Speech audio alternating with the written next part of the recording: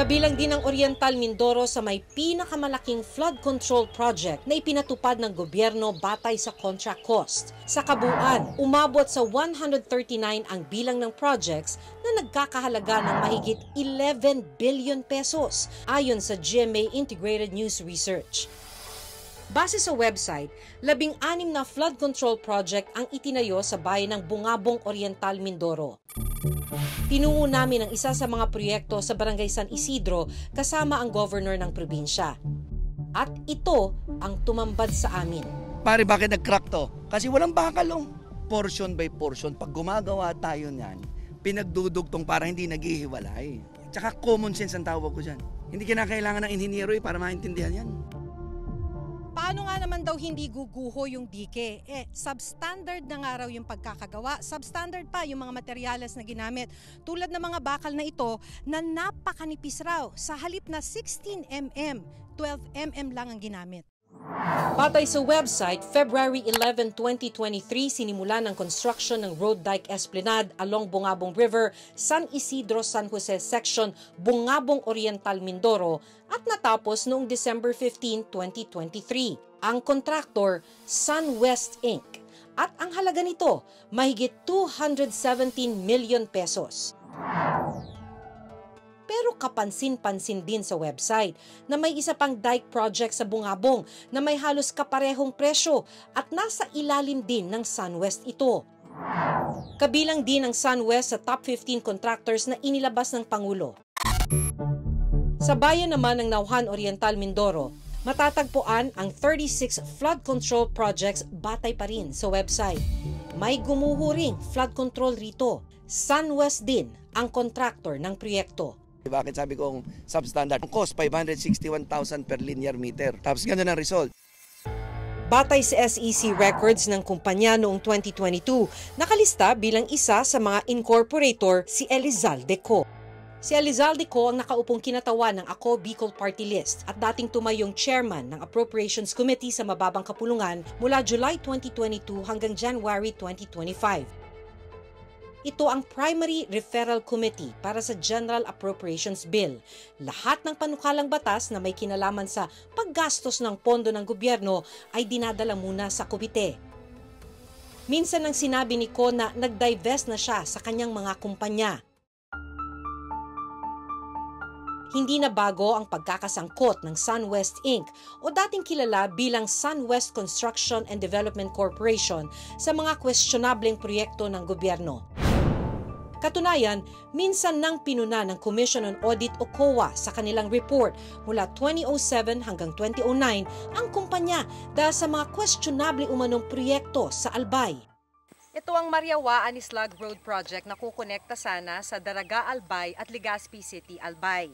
Sa 28 million pesos na pondo na inilabas para sa road project na ito, meron namang konti na bahagi na nasimento. Pero hanggang dito lang at wala nang kasunod, hindi na madaraanan. 42 million pesos ang inilaan na pondo para sa road project na ito na kung tawagin ay Mariawa Mayon Road. Sa 42 million pesos na yan, dapat nakasemento na siya ng 1.76 kilometers. At ayon sa completion report ng DPWH ay 100% completed ang road project na ito. Pero ayon sa COA, at makikita nyo naman, sa 1.76 kilometers na yan, 297 meters lamang ang nasemento. Umabot sa 79 flood control projects ang nakuha ng SunWest mula 2022 hanggang 2025 ayon sa ginawang pagsusuri ng GMA News Research. At ang kabuang halaga nito mahigit 10.1 billion pesos. Nagpadala kami ng sulat at mensahe sa SunWest Inc. para kunan sila ng panig, pero hanggang ngayon wala pa rin silang sagot. Pero sa isang statement, sinabi ng SunWest na sinisiguro nila na nananatiling reliable at resilient ang kanilang mga proyekto. Nitong Huwebes, sinabi ng tagapagsalita ng House of Representatives na nasa Amerika si Ko para sa medical treatment.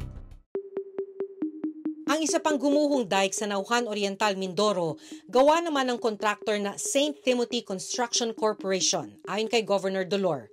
Pagmamay-ari ng mag-asawang Cesara at Pacifico Discaya ang St. Timothy na kasama rin sa top contractors ng flood control projects. Sa kabuuan, umabot sa 105 ang flood control projects na nakuha ng St. Timothy mula 2022 hanggang 2025 sa buong bansa, ayon sa pagsusuri ng GMA Integrated News Research.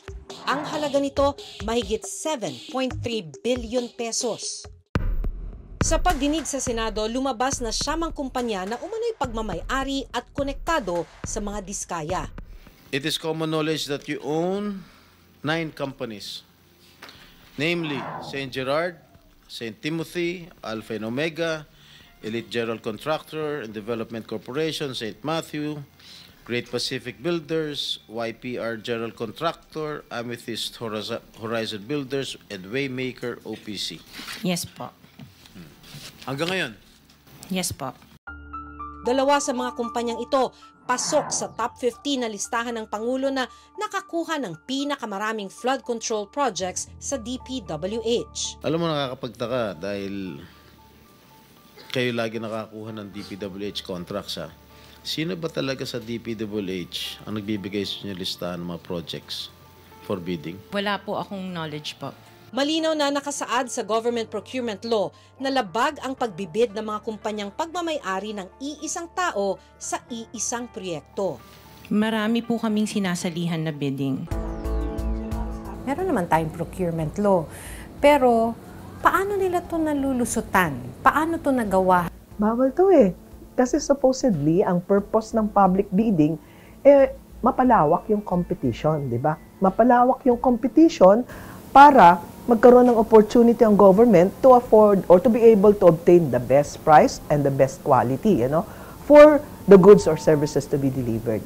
Paano nakakalusot na ganyan yung pare-parehong kumpanya, pare-pareho ang may-ari bidding for the same project? Ibig sabihin, nag-fail yung committee na nag-aral nung kanilang mga documents, Kapag sumali sila, na alam nilang sila-sila rin yon, talagang may intention na silang dayain yung batas, diba? And that, having said that, ibig sabihin, meron ka ring, may timbre na sa loob. Ano yung timbre?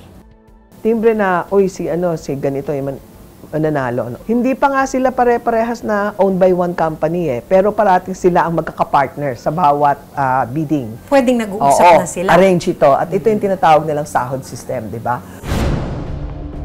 September 1, sinabi ng Philippine Contractors Accreditation Board o PICAB na nirevoke na nila ang lisensya ng 9 na kumpanya na konektado sa mga diskaya.